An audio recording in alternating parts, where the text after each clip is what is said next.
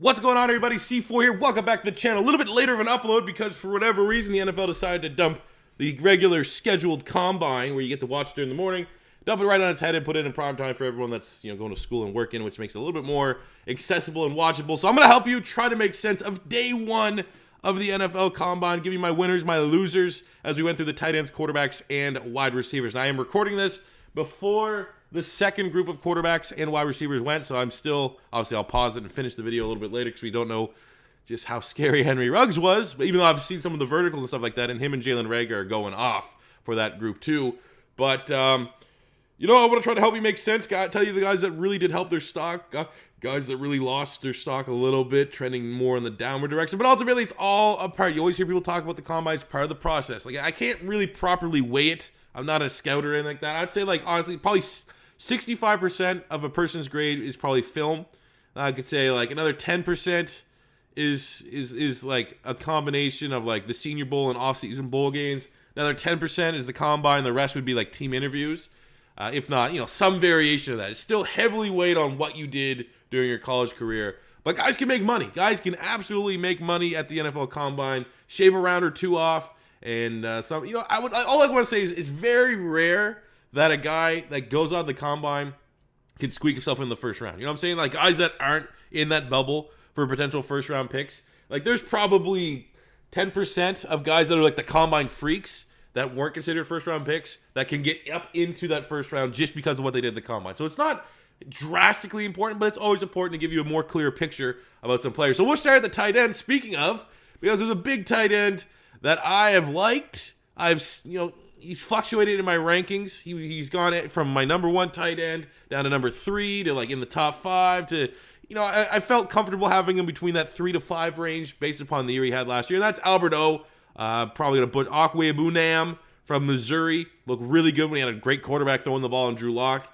Really good sophomore and junior season. Last year wasn't particularly great. Obviously a dip in quarterback play, but at 6'5", 258, ran a 4.49.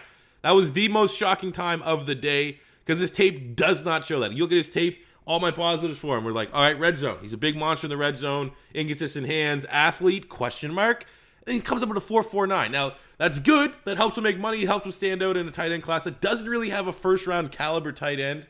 And you want to try to get some separation. And a good way to separate is showing that you were the best athlete in the class, which is what he did, at least from a straight-line speed standpoint. But for him in particular, trying to make sense of the fast tight end, it doesn't show up on tape, which is a bad thing. Because, like, okay, your straight line speed in gym shorts is good, but, like, what about game speed? And his game speed does not match that 4.49. So, unfortunately, I think overall, it does help him in a way because he possesses that speed. It's still, like, great athleticism. But I think it gives more questions than answers. Like, why does that not show up when you're trying to look at your body of work in Missouri? But he definitely did help himself out today. He's definitely trending up in the right direction. Bryson Hopkins from Purdue, I think, technically is my tight end one. My tight end rankings are shot, right? I have no idea. It's going to be a tough one just because there's not a clear good one. There's so many guys that are good at certain things, good at, like Bryson Hopkins. Might have the best base skill set, but then he'd have, like, he'd have the hips of drops. He just inconsistent hands from time to time at Purdue. But he ran a 4.66, the second fastest time for a tight end. And he actually looked really good at, like, the blocking drills. And going back, circling around to Albert O. Albert O actually outside of the 40, which he clear head and shoulders was the best. I was not impressed with him during the drills. He looked solid in the receiving drills, but not special. His blocking was incredibly awkward on the sleds. Versus someone like Bryson Hopkins, whose father was a really good offensive lineman in the NFL. He actually looked really, really natural on the sleds. Cole Kmet from Notre Dame ran a 4.70. Again, another guy that could be in the conversation for the first tight end drafted. I thought Harrison Bryant from Florida Atlantic didn't really help himself today, didn't stand out, and he was the Mackey winner. Hunter Bryant from Washington, small, undersized tight end. I expected him to be the guy that could run that 4.49, except at 6'2", 248, he ran a 4.74. Not great. He plays a lot faster than that, but that is just not at face value going to help his draft stock. Adam Troutman from Dayton, another tight end that, again, could potentially be in that mix to be the number one tight end. Did not help himself out with a 40-yard dash time, a 4.80, which is, let's be completely honest, that is not overly impressive. But in the on-field drills, the gauntlet and the blocking on the sled, he looked really good. One of the best guys out there. I think he is overall, if you're not really trying to look at the straight line speed, he's helped himself a lot in the drills. But if I had to think of a tight end that overall, if we're not just looking at the 40-yard dash time for Albert O that helped us out, I think it was Colby Parkinson out of Stanford at 6'7", running a 4.77 in the 40 is not bad. It's about Like that, for example, like that's what like Zach Ertz ran.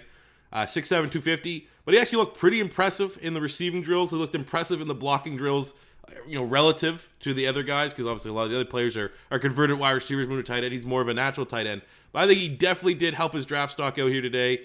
Coming kind of in, fifth round, day 3. I think he could be a guy that sneaks into day 2, depending on if there's a run on tight ends or not. So I think big winners at the tight end position is Alberto with the 40-yard dash time, but the rest of the drills weren't particularly great.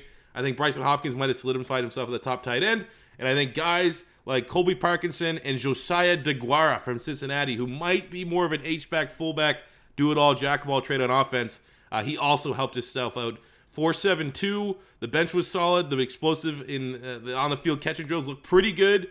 On the downside, he's 6'2", 240. And I know that a lot of people at the Combine actually requested if he could work with the running backs because they're probably going to project him more as an H-back in the NFL, but he looked really good and made some money. So the quarterbacks, from an athletic standpoint, quarterbacks, even though Lamar Jackson just won the MVP, it's a copycat league, there's no Lamar Jackson in this draft.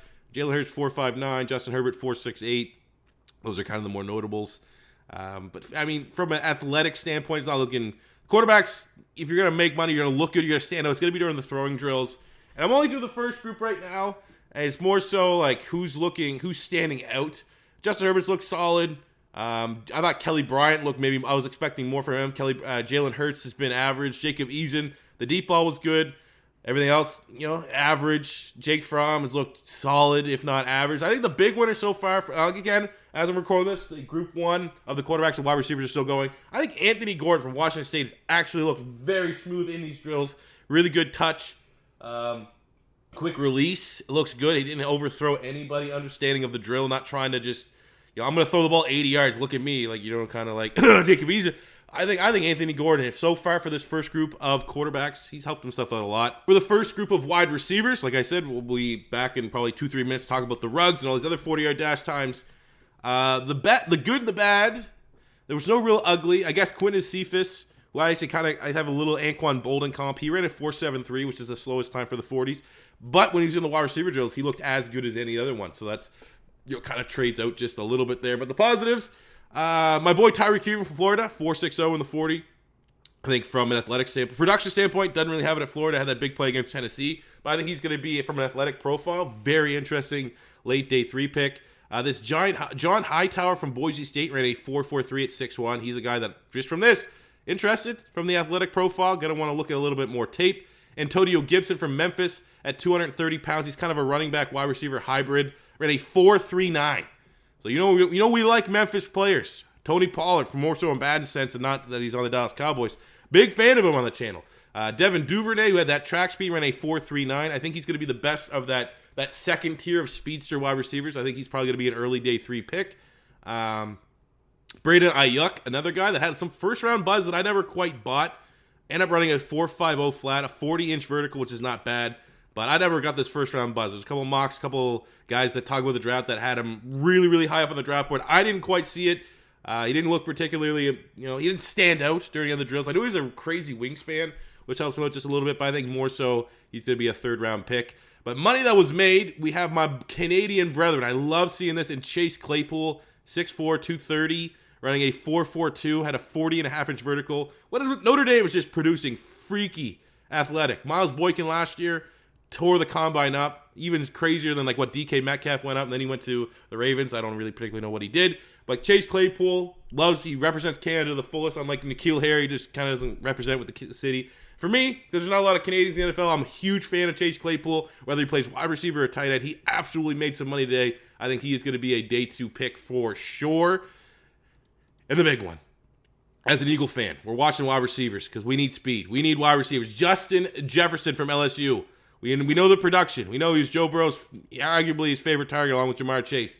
18 touchdowns, went off in the big games. I was like, okay, that's a lot that we want for Eagles. But we didn't know what kind of athlete he was. I was thinking, low 4.5s, and he has a 4.43. So I think for us as Eagle fans, there's another name that we could plug in at that number 21 spot. Let's be honest, Henry Ruggs most likely isn't going to slip to us, so I don't know how he's going to want to trade up. If we have to, accept the fact that we're not going to be able to get a Ruggs, and we got to start looking at wide receivers at 21, I think a lot like KJ Hamler, who unfortunately didn't run his 40 day, we have to wait till the pro day, Justin Jefferson has submitted himself as a potential pick there for the Philadelphia Eagles at 21. So now we get the second group of wide receivers and quarterbacks coming up very shortly that I'll be able to add in at the end of this video. I'm excited to see what that Henry Ruggs 40 is. I predicted on Twitter 4.27. Let's see how fast he really is. So the second group of quarterbacks went, and for 40-yard dash times, my boy Cole Mcdonald from Hawaii, along with Anthony Gordon, my top developmental prospects at the quarterback position of the draft, ran a 4.54. Showed him great athleticism, even though he has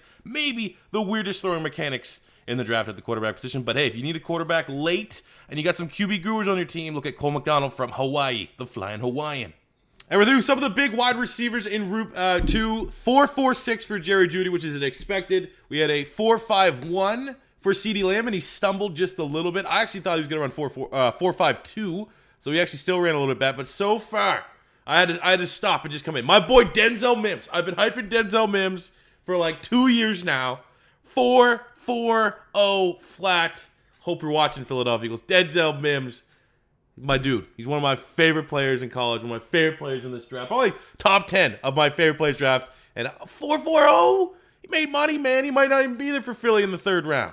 Jalen Reagor just ran at 4.47. Now, if you've seen any of my content, not as high on Jalen Reagor as a lot of other people. I just don't see it. I get a lot of Nelson Aguilar vibes. And a 4.47 for a guy that was expected for sure to run the 4.3s, stock down.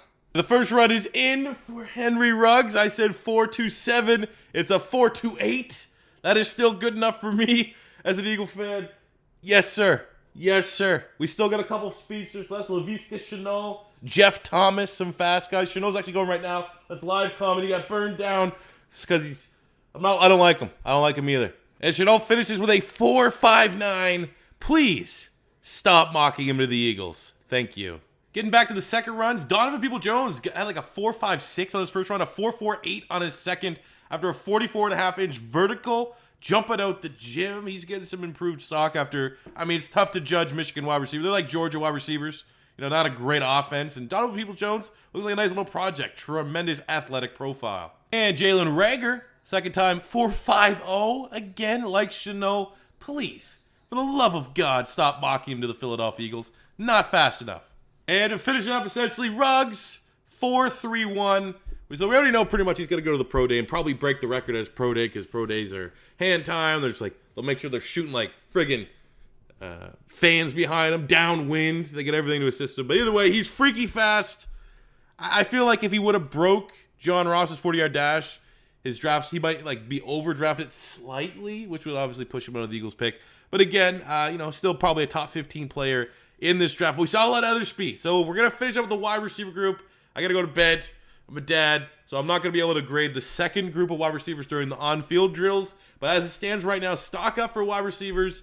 Denzel Mims, my boy, Denzel Mims. Outstanding for the second group. Easily the biggest winner for me. Quez Watkins, who's in my Madden draft class, ran a 4.36 at a Southern Miss.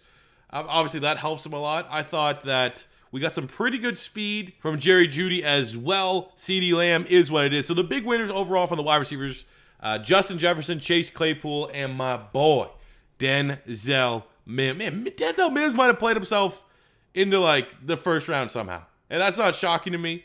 And I'm going to tell you right now, if Philly somehow got Denzel Mims at 21, I wouldn't hate my life. I would not hate my life. And I know the rest of the fan base that ever happened, they'd just be disgusted with it. He's that damn good. But those are your winners and losers from day one of the Scouting Combine. Let me know what you feel about it in the comment section below. Who do you want your team to draft based upon the performance from the Combine? And I'll be back tomorrow with the recap from that day. My God, they need to move this earlier in the day. I got a kid. Okay, I'm getting sleepy McNappy over here. But thank you guys for watching. As always, first time stopping by, don't be afraid to hit that subscribe button. Smash the like button if you enjoyed. 32-team mock drafts will be starting at the completion of the Combine weekend. I know some of you guys are excited for that. So until next time, it's C4 saying peace out. And let's go Denzel Mims, baby.